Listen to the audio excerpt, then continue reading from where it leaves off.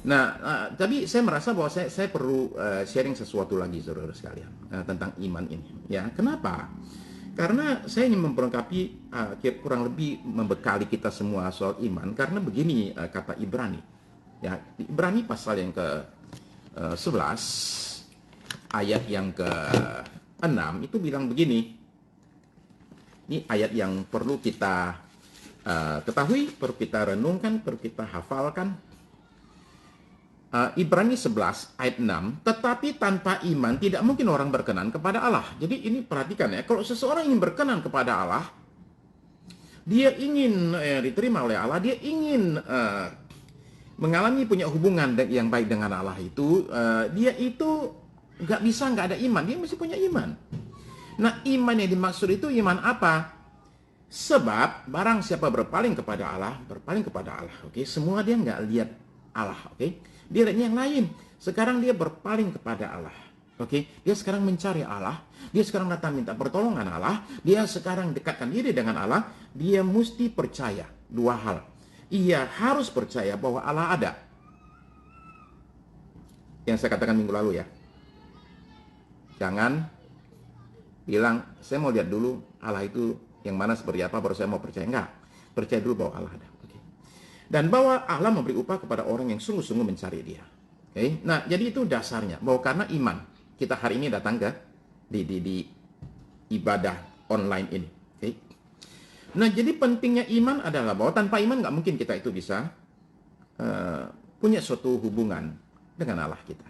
Ya, iman itu diperlukan. Nah, tadi saya katakan yang penting sekali bahwa orang itu jangan melihat dulu baru beriman. Dia mesti beriman dulu baru melihat. Nah, ini penting karena kalau sudah melihat, ngapain lagi beriman? Udah lihat nggak usah beriman lagi. Ya toh? Oh, udah lihat. Beriman itu kan karena belum melihat. Yohanes 11 ayat 39. Yohanes 11 ayat 39. Mari kita baca ayatnya ya. Ini Tuhan Yesus di kuburan Lazarus. Yohanes 11. Dan kemudian dia bilang begini, ayat 39. Yohanes 11 ayat 39. Kata Yesus, angkat batu itu. Nah, kuburan zaman dulu itu kan dikasihkan, ditutup dengan batu. Ya, nanti kenapa tutup dengan batu? Karena begini. Kadang-kadang itu kuburan itu nggak buat satu orang. Kuburan itu bisa satu keluarga. Jadi satu masuk dulu, nanti kalau ada yang lain meninggal, maka itu digulingkan batunya, masukin lagi, tutup lagi, begitulah kira-kira. Ya. Nah, jadi Yesus berkata, angkat batu itu. Marta, saudara orang yang meninggal itu, berkata kepadanya, Tuhan, ia sudah berbau sebab sudah 4 hari mati. Maksudnya gini, jangan. Kenapa? Sudah 4 hari mati kan, pas sudah bau. Ayat 40. Jawab Yesus, bukankah sudah kukatakan kepadamu? Nah, perhatikan ya. Dulu itu udah diajarin. Nggak nangkap juga tuh. Jadi saudara ngerti ya, kenapa kadang-kadang khotbah perlu diulang?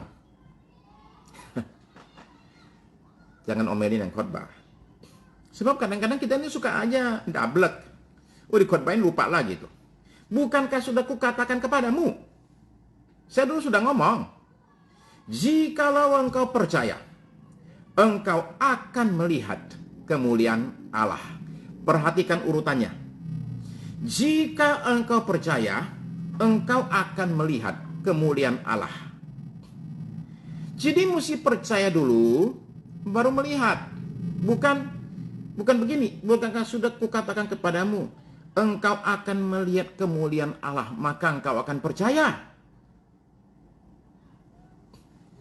Masalah dengan murid Yesus dulu itu kayak gitu. Diceritain, nggak percaya. Udah lihat, baru percaya. Contoh-contoh lah ya. Ketika Tuhan Yesus itu dibangkitkan kembali, kan ada wanita-wanita datang cerita. Dan katanya mereka nggak percaya. Lihat ke dalam, oh iya benar-benar. Nah, jadi saudara-saudara terkasih. Jikalau engkau percaya, engkau akan melihat kemuliaan Allah. Jadi triggernya itu, trigger untuk melihat kemuliaan Allah itu adalah percaya. Ya. Nah, saya pengen ngomong begini, kalau orang bilang saya nggak punya iman, sebenarnya nggak. Semua kita itu setiap hari itu beriman, setiap hari beriman. Saya suka kasih contoh lah ya. Kayak seperti orang nyebrang jembatan nggak pernah periksa skrupnya, naik lift nggak pernah periksa talinya gitu ya. Oke, tapi saya punya cerita begini. Tahun 2000, 20 tahun lalu ya, tanggal 22 Februari. Ini ada tentara di North Carolina, di pusat komandonya Amerika Serikat itu, Fort Bragg itu namanya itu, untuk barat hijaunya Amerika Serikat, pasukan komandonya itu. Itu namanya Jeff Lewis. Jeff Lewis ini disuruh naik ke pesawat, pasang itu parasut, suruh lompat. Problemnya begini, saudara sekalian. Rupanya ada kesalahan admin. Jeff Lewis itu adalah bagian staf kantor. Kerja dia itu ngurus dokumen. Dia bukan tentara yang berperang, yang lompat dari atas. Bukan. Kerjanya orang ini cuma ngurusin itu admin kantor.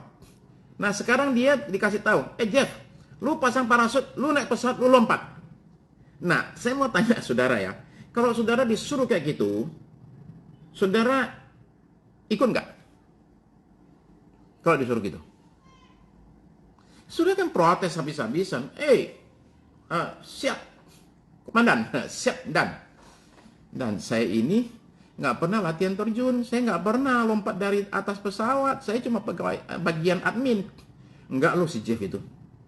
Jeff itu dikasih tahu, Jeff, lu sekarang juga naik pesawat, pasang parasut, lu lompat. Dan dia langsung naik pesawat. Dia kemudian langsung pasang parasut. Dan disuruh lompat, dia lompat. Sekalipun seumur hidup, dia belum pernah terjun payung. Hari itu dia terjun, mendarat dengan baik. Akhirnya ketahuan ada kesalahan lah, ya. Nah, lalu kemudian Jeff ini ditanya, kenapa tetap terjun, padahal nggak pernah latihan terjun?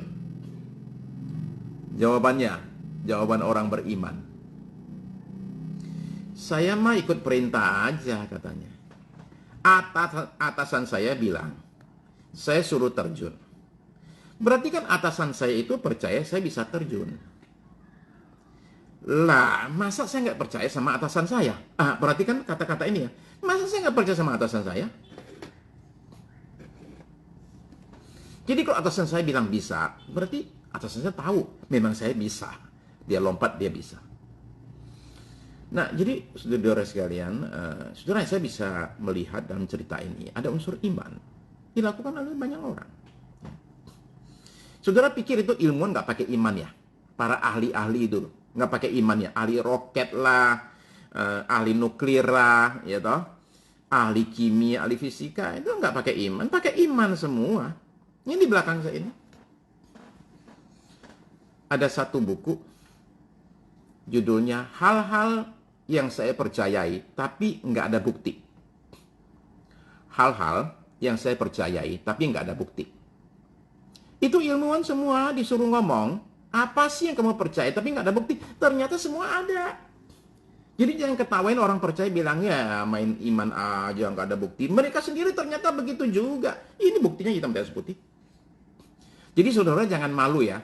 Oke. Kalau orang ketawain beriman. Semua orang beriman, saudara sekalian. Nggak ada orang nggak beriman di dunia ini. Ya.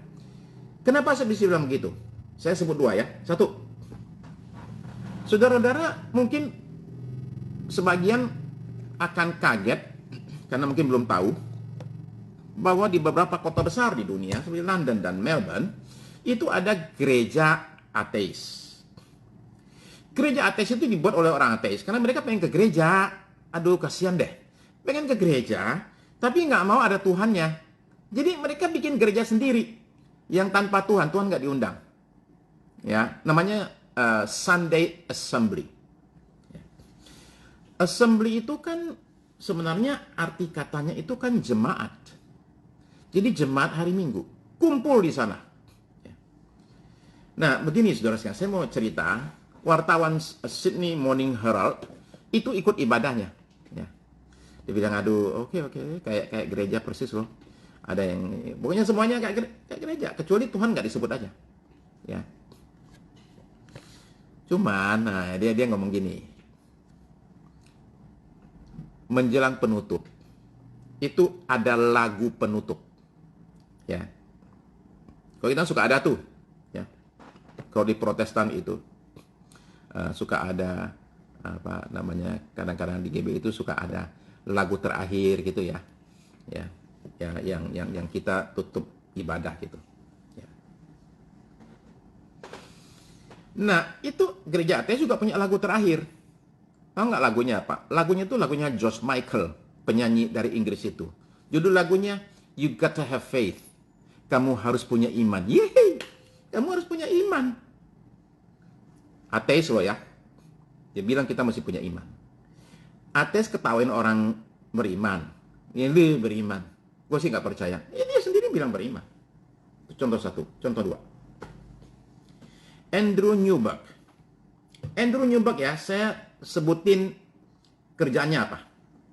Andrew Newberg adalah profesor di bagian radiologi dan psikiatri. Radiologi, tahu kan? Yang scan-scan foto-foto itu. Plus psikiater.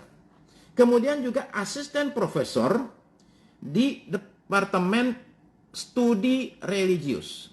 Oh, itu lagunya ya, Bu ya? Faith, oke, by George Michael ya. Ya. Nah, jadi dia profesor di dua departemen, radiologi dan psikiatri, dan profesor di bidang studi religius di University of Pennsylvania. Andrew Newberg adalah internis, spesialis penyakit dalam, spesialis penyakit nuklir, dan spesialis kardiologi nuklir, jantung, kardiologi nuklir. Jadi 3 spesialis, 2 gelar profesor. Tapi orang ini selama 20 tahun terakhir bikin penyelidikan tentang satu topik saja, yaitu kenapa manusia percaya kepada Tuhan dengan diperiksa otaknya. Nah, oke, periksa otaknya. Saya nggak bicara sepanjang lebar soal penelitiannya ya. Newberg ini bikin heboh gara-gara dia men-scan otak orang lagi berdoa dan menemukan orang yang lagi berdoa dalam bahasa roh itu ternyata otaknya itu kerjanya beda sama orang doa biasa. Anyway, begini, saya pengen ngomong gini. Ini kata-kata Dr. Andrew Newberg, oke? Dokter, profesor, dokter. Kita tidak bisa hidup di dunia ini tanpa punya iman percaya. Otak kita tidak sanggup memproses realita kehidupan yang begitu kompleksnya. Sehingga sebagian daripada kehidupan ini harus diterima dengan iman. Itu dia. Nah, saudara sekalian, begini. Saya mau kasihkan saudara 2 peringatan soal iman. Nomor 1, iman itu bukan memaksakan kehendak kepada Tuhan. Tolong jangan salah paham. Jangan bilang beriman, padahal itu maunya kita. Iman bukan memaksakan kehendak kita kepada Tuhan. Itu yang pertama. 2, saudara perlu tahu, iman itu selalu mengandung unsur resiko. Percaya kepada Tuhan itu kan ada resiko. Beriman itu kan ada resiko. Ya. Apa aja resikonya? Umpama, ada resiko bahwa yang saudara anggap suara Tuhan ternyata suara manusia. Ya kan? Bisa aja keliru. Nomor 2, ada resiko bahwa seseorang mengandalkan pengalaman, lalu bilang itu iman, padahal itu bukan iman, itu pengalamannya. Minggu lalu saya bicara tentang satu orang pendeta bernama Robert Schuller yang membangun yang namanya Crystal Cathedral di Orange County di California. Dan dia bangun itu dengan iman yang kuat sekali. Jadilah itu bangunan gereja yang sangat amat mengesankan. Ketika saya masuk ke situ tahun 2006, saya sangat terkesan dengan gereja yang demikian luar biasanya. Semuanya kaca. Saudara-saudara kok jadi sound systemnya tuh, soundman-nya gitu ya, sound engineer-nya. Saudara apa nggak pusing dengan gereja yang semuanya itu kaca, mantul semua. Ya. Nah anyway, itu dibuat bagus sekali. Nah lalu begini, beberapa tahun yang lalu, Pak Pendeta itu bangun lagi, satu lagi kayak gitu. Tapi nggak ada duit.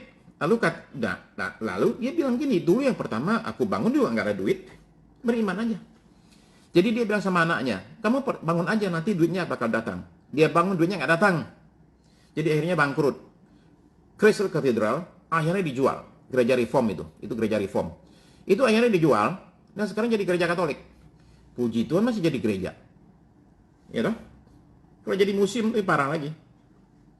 Nah, itu orang yang mendasarkan kepada pengalaman, bukan suara Tuhan. Oke. Nah, jadi saudara-saudara sekalian, iman bukan memaksakan kehendak kita kepada Tuhan. Oke? Dan iman itu selalu mengandung resiko. Nah, begini saudara-saudara sekalian, untuk mengurangi resiko, maka cara cuma satu. Kita mesti mengenali siapa yang kita percayai ini nih. Oke, saya mau deal dagang. Ya. Saya mau dagang. Nah, saya mau partner nih. Saya mau bisnis, saya mau partner. Saudara-saudara kan tahu hal ini. Bahwa ketika memilih yang namanya bisnis partner, kita mesti kenal orangnya. Kalau enggak, jangan.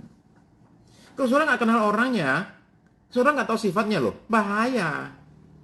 Jadi untuk mengurangi itu, maka kita nanya sama orang, ini orang gimana nih? Kita kenali, ya, cari tahu dan sebagainya kan, supaya kita tahu bahwa ini orang benar bisa dipercaya. Begitu loh, saudara sekalian. Ya. Nah, di 2 Timotius pasal 1 ayat 12. 2 Timotius pasal 1 ayat 12. 2 Timotius 1 ayat 12. Itulah sebabnya aku menderita semuanya ini, maksudnya dia masuk penjara, ya. Itulah sebabnya aku menderita semuanya ini, tetapi aku tidak malu. Dia masuk penjara nggak malu. Karena aku tahu kepada siapa aku percaya. Nah, ini yang penting ya. Aku tahu siapa yang aku percaya itu. Dia kenal siapa Kristus. Maka ketika dia alami berbagai hal, dia sama sekali nggak malu. Aku tahu kepada siapa aku percaya dan aku yakin bahwa dia berkuasa memeliharakan apa yang telah dipercayakannya kepadaku hingga pada hari Tuhan. Perhatikan ya, luar biasa. Aku yakin bahwa dia, Tuhan, berkuasa memeliharakan apa yang telah ia percayakan kepadaku. Jadi dipercayakan kepadaku, tapi dia tidak lepas tangan. Dia tetap memelihara. Jadi saudara-saudara sekalian, pertanyaan saya sekarang adalah, apakah saudara kenal Tuhan? Kenal nggak sama Tuhan? Ya. Kalau saudara kenal Tuhan, saudara kenal kuasanya, saudara mengenal kasihnya, mengenal karakternya, saudara bisa percaya sepenuhnya. Ya. Nah, iman itu kan pada dasarnya ada 2 komponen. 1, mendengar. Nomor 2, percaya pada apa yang didengar. Iman itu 2 komponen. 1, mendengar. 2, percaya pada apa yang didengar. Nah, percaya ini diwujudkan dengan 2 hal. Nomor 1, pengakuan. Nomor 2, perbuatan atau tindakan iman. Saya ulang ya. Iman itu pada dasarnya ada 2 komponen. 1, mendengar. Nomor 2, percaya kepada apa yang didengar. Karena kadang orang mendengar nggak percaya. Jadi, mendengar dan percaya kepada apa yang didengar. Nah, percaya ini diwujudkan lagi dengan 2 komponen. Nomor 1, pengakuan mulut. Nomor 2, perbuatan tindakannya. Oke? Nah, mendengar suara Tuhan dulu, pertama. Petrus lagi di perahu. Lihat Tuhan Yesus jalan di air. Dia ikut jalan kan, ikut turun kan, jalan kan. Pertanyaan, kenapa yang lain nggak ikut turun? Kita suka marahin itu rasul 11 orang itu. Kita bilang, cemen. Petrus mah gini, yang lain, enggak deh. Masa nggak berani turun? Saudara-saudara sekalian, saudara perhatikan itu cerita ya. Yang dipanggil turun itu siapa? Yang disuruh, ke sini. Siapa? Petrus kan? Kalau Tuhan Yesus bilang, Petrus, Yohanes, Yakobus, Bartolomeus, semuanya turun. Jalan di air.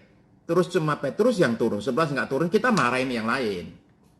Tapi sekarang jangan marahin yang lain. Kenapa ini panggil cuma Petrus? Ya. Jadi yang turun Petrus lah. Yang lain jangan ikut turun dong. Kan ini panggil Petrus. Jadi Petrus itu mendengar, saudara-saudara sekalian, ya.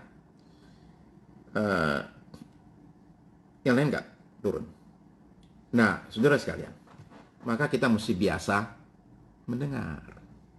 Karena kalau saudara-saudara biasa mendengar, lama-lama saudara jadi kenal lah dengan suara Tuhan. Kenapa? Karena sering mendengar.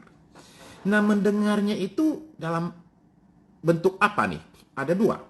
Nomor satu, ketika saudara baca firman, Tuhan bicara firman.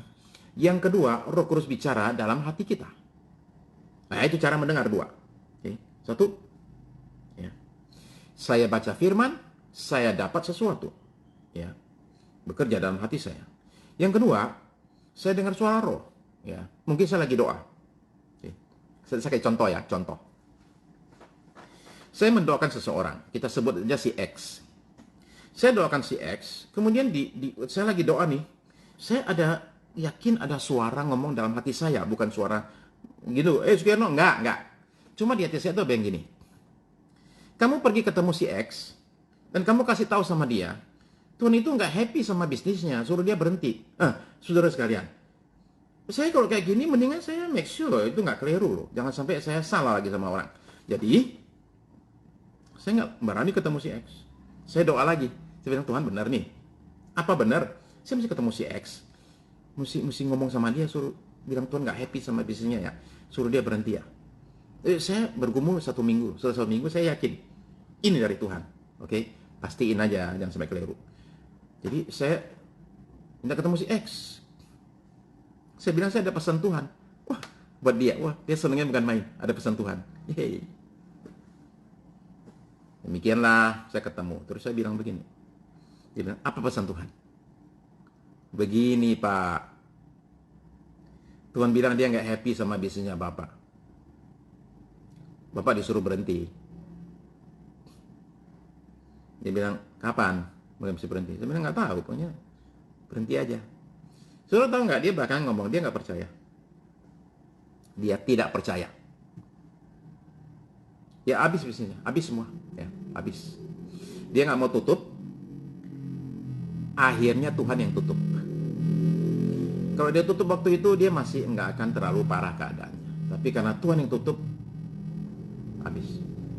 Jadi saudara-saudara sekalian, orang lagi doa bisa mendengar suara Tuhan. Saudara-saudara lagi di gereja bisa ada suara Tuhan bekerja. Saudara sekarang lagi liatin handphone saudara. Bisa aja Tuhan bicara kepada saudara sementara saya lagi bicara. Oke. Jadi mendengar. Oke. Kedua, saudara mesti percaya pada apa yang didengar. Tadi saya bilang orang bisa saja mendengar tapi nggak percaya. Ya. Nah begini saudara sekalian. Bagaimana caranya supaya kita mendengarnya nggak keliru? Bisa keliru. Bisa dengar aja suara sendiri. Oke. Maka supaya dengarnya nggak keliru, saudara perlu punya 2 hal. Ini khotbah hari ini 2 melulu semua ya. 2. Oke. Di sini perlu 2 hal supaya tidak salah mendengar suara Tuhan. Nomor 1, saudara perlu punya keintiman. Nomor 2, ketulusan. Saudara perlu intim sama Tuhan supaya saudara nggak ragu dengan suara yang saudara dengar itu, karena udah nggak salah. Karena saking intimnya dekat sama Tuhan, bisa dengar suara Tuhan. Oke, 1, keintiman. 2, ketulusan. Begini loh saudara sekalian. Kalau kita datang ke Tuhan, dan kita minta ingin dengar suara Tuhan, saudara-saudara mesti tulus begini loh. Kalau saudara tanya sama Tuhan, dan dikasih tahu, lakukan. Ya, nggak kadang orang tuh nanya sama Tuhan, cuma pengen mau tahu pendapat Tuhan aja. Itu, kacau itu. Saudara-saudara nggak boleh loh tanya sama Tuhan terus nggak mau lakukan loh. Kalau dia sudah bicara, nggak bisa begitu. Jadi ketika datang ke Tuhan, itu datang dengan satu tekad bulat. Tuhan ngomong apa aja aku akan lakukan. Aku cuma minta Tuhan tolong kasih aku suara yang jelas biar nggak keliru mendengar. Kalau saudara tulus, nggak akan salah saudara. Tuhan itu memperhatikan kok. Lihat hati orang tulus. Dan dia akan pimpin kita kok kalau kita tulus. Kalaupun salah, akan dibenerin. Ya. Kalaupun salah, nanti Tuhan bisa benerin kok. Kalau gitu, umpama. Tuhan mau suruh kita ke kanan nih. Tahu-tahu kita ke kiri. Nah, kalau kita hati tulus, maka Tuhan akan bilang, aduh, nggak ke kiri. Sini, belok lagi. Kanan. Ya, begitulah, saudara sekalian. Ya. Nah, maka saudara sekalian bertanya itu, kalau bisa itu di depan sebelum melangkah. Jangan udah melangkah baru nanya. Repot nanti kalau disuruh U-turn itu nggak gampang. Ya. Nah, jadi ketika bertanya harus benar-benar memang untuk dilakukan. Jangan cuma pengen iseng kira-kira apa pendapat Tuhan. Nggak boleh, saudara-saudara sekalian. Oke? Ya. Oke. Tadi saya bilang, percaya itu diwujudkan dengan dua hal. Nomor satu, pengakuan. Nomor dua, perbuatan. Pengakuan. Jadi gini loh, jangan sampai saudara doanya itu A, ngomongnya B. Percayanya A, ngomongnya B. Jangan sampai kita berdoa, ya, dalam doa kita bilang, Tuhan aku percayanya. Tapi ketika ditanya orang, gimana? Waduh, kayaknya susah deh, berat deh, mustahil lah, kayak gitu-gitulah. Itu kita percaya tapi menyangkal apa yang kita percaya dengan mulut kita. Jadi perkataan kita haruslah perkataan iman. Saya yakin Tuhan bisa tolong, Tuhan sanggup tolong. Ya, imani apa yang kita percayai dengan pengakuan mulut kita. Jangan sampai mulut ngomongnya beda. Ya, menyangkal apa yang kita percayai. Oke? Nomor dua, perbuatan. Ya. Jadi iman itu nggak cukup cuma percaya-percaya tok. Iman itu diwujudkan dengan langkah-langkah tertentu. Los Angeles Police Department, ya, jadi polisinya LA, itu kalau ada polisi baru, ya, maka polisi baru itu nanti dikumpulin dan mereka dikasih demo. Demo apa? Baju anti peluru. Ya. Jadi baju anti pelurunya itu ditaruh, kemudian ditembak. Dor. Terus orang-orang baru ini disuruh periksa. Masuk nggak pelurunya? Ternyata nggak masuk loh. Memang mereka punya baju anti peluru, benar-benar anti peluru.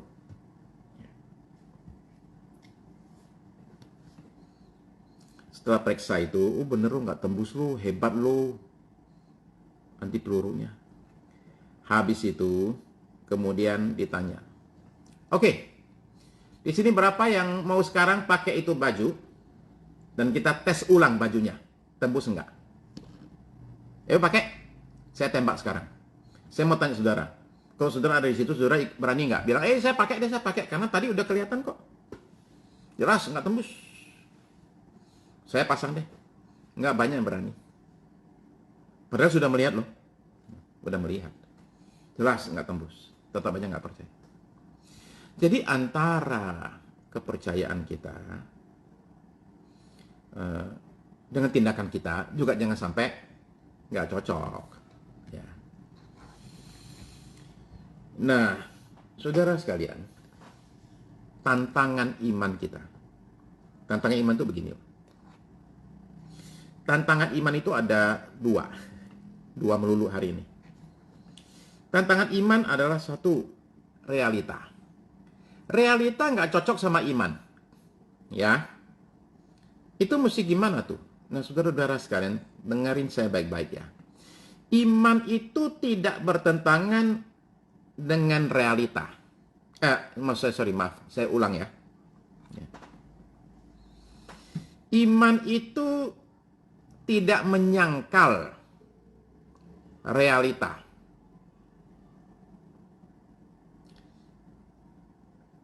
Kalau di luar hujan, kita jangan bilang nggak hujan dong. Ya nggak? Buktinya hujan kok. Memang nggak hujan. Padahal di luar orang sudah berenang semua loh. Kita masih bilang, nggak hujan, mana? Biur gitu. Enggak, kita mesti beriman. Nggak ada hujan. Nggak boleh itu. Iman itu tidak menyangkal realita. Tapi iman itu menyangkal Kalau dikatakan realita ini tidak bisa diubah. Saya ulang ya. Iman itu tidak menyangkal realita. Iman hanya menyangkal kalau dikatakan realita tidak bisa berubah. Di luar memang hujan, tapi kalau kita berdoa, hujannya berhenti. Nah, gitulah maksudnya. Ya. Ini memang sakit. Ya jangan dibilang nggak sakit dong. Orang di situ udah nggak bisa apa-apa, masa kita bilang nggak sakit lah. Enggak, itu sakit, benar sakit, ya. Sakitnya sakit ini. Tapi ya, kita nggak nolak sih, itu benar dia sakit. Tapi kalau kita berdoa beneran, sungguh-sungguh, penyakitnya bisa hilang. Ah, itu namanya iman, ya. Jadi sekali lagi, iman itu tidak menyangkal realita. Ya. Iman hanya menyangkal kalau dibilang realita tidak bisa berubah. Ya, ketika kita berdoa terjadi sesuatu. Ya. Wujudkanlah imanmu dalam doa dengan cara yang simpel sekali. Ketika berdoa jangan lupa bilang terima kasih. Kata Tuhan Yesus di Markus 11 ayat 23 sampai 26. Markus 11 ayat 23 sampai 26 ya. Markus 11 ayat 23. Tuhan Yesus ajar murid-muridnya berdoa. Ini yang dia ajarin. Aku berkata kepadamu, sesungguhnya barang siapa berkata kepada gunung ini, beranjaklah dan tercampaklah ke dalam laut, asal tidak bimbang hatinya, tetapi percaya bahwa apa yang dikatakannya itu akan terjadi, maka hal itu akan terjadi baginya. Doa 4. Karena itu aku berkata kepadamu, apa saja yang kamu minta dan doakan, percayalah bahwa kamu telah menerimanya, maka hal itu akan diberikan kepadamu. Jadi saudara sekalian, ketika berdoa kita mesti percaya kita sudah menerima. Maka wujudnya seperti apa, Pak? Saudara perhatikan saya berdoa ya. Terima kasih Tuhan Yesus, kami sudah menaikkan doa kami dan sudah menerima jawabannya. Amin. Amin. Itu ya. Kita mesti ngomong, percayalah dengan doamu. Jangan sampai saudara doa, saudara nggak percaya sama doa saudara. Gimana sih? Kita mesti percaya sama doa kita, saudara sekalian. Ya. Jadi yakin doanya. Doa orang benar, bila dengan yakin didoakan, sangat besar kuasanya. Jadi doa orang benar itu, doanya mesti yakin. Kalau nggak yakin, nggak besar kuasanya. Doa itu baru besar kuasanya kalau dua komponen. Dua lagi tuh, dua komponen. Satu yang doa orang benar, yang kedua dia berdoanya dengan percaya. Ya. Waktunya sudah habis. Kita mesti berdoa, saudara. Berdoa dengan iman. Ya. Nah, jadi saudara terkasih, doa itu penting, ya. Tapi doa itu harus dengan iman percaya. Ya. Nah, minggu depan saya akan bicara gimana kalau yang kita imani itu tidak terjadi. Ya, itu mesti gimana? Baik, saudara-saudara sekalian, kita akan masuk dalam doa. Kita punya waktu tidak banyak, ya kira-kira 10 menit. Mari kita masuk dalam doa ya. Saya ingin berdoa saudara sekalian.